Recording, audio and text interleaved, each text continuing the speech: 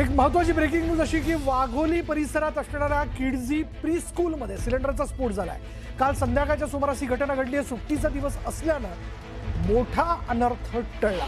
लहान मुलांच्या शाळेत सिलेंडरचा स्फोट झालेला आहे, मोठी हानी टळली आहे। रविवारी संध्याकाळी वाघोलीच्या आयव्ही इस्टेट परिसरातील किड्झी प्री स्कूलमध्ये हा गॅस सिलेंडरचा भीषण स्फोट झाला। सुदैवानं काल शाळेला सुट्टी असल्यानं तिथे कोणतेही विद्यार्थी किंवा कर्मचारी उपस्थित नव्हते, ज्यामुळे एक संभाव्य मोठी दुर्घटना टळली। या घटनेत कोणीही जखमी झालं नसलं तरी आगीमुळे शाळेची इमारत, पुस्तकं, फर्निचर आणि इतर शैक्षणिक साहित्याचं मोठं नुकसान झालंय।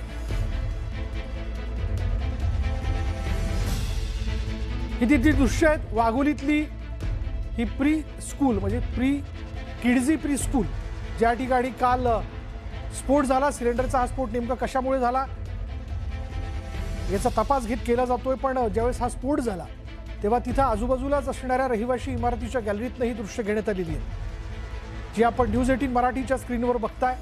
ज्यामध्ये स्फोट झाल्यानंतर धुराचे लोट ज्या ठिकाणी हे स्कूल आहे तिथून बाहेर पडताना दिसत होते। अधिक माहिती आपण जाणून घेणार आहोत। आमचे प्रतिनिधी अभिजित पोटे आपल्या बरोबर आहेत। अभिजित, रविवारचा दिवस होता म्हणून मोठा अनर्थ टळला असं म्हणावं लागेल, पण हा सिलेंडरचा स्फोट या शाळेत नेमका कसा झाला याबद्दल काही कळू शकले का?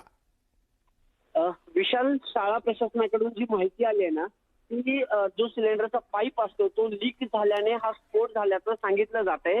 वाघोली परिसरात जो आयव्ही इस्टेट परिसर आहे तिथं ही किड्झी प्री स्कूल आहे आणि विशेष म्हणजे काल संध्याकाळी हा सगळा प्रकार घडलाय। सुदैवानं खरं तर मोठा अनर्थ टळला म्हणावा लागेल। देवाच्या दयेनं काल रविवार होता, शाळेला सुट्टी काल होती। त्याआधी काही मुलांचे क्लासेस त्याच इमारतीमध्ये संध्याकाळच्या सुमारास पार पडले होते, पण हे सगळे क्लासेस संपल्यानंतर संध्याकाळच्या सुमारास स्फोट झालाय। पण स्फोटाची भीषणता आपण या व्हिडिओमधून पाहू शकतोय। कुठलीही जीवितहानी झाली नाही सुदैवाने, किंवा कुणालाही जखमी कुणीही नाहीये यामध्ये, कारण जे सिक्युरिटी गार्ड वगैरे होते ते गेटवरती होते।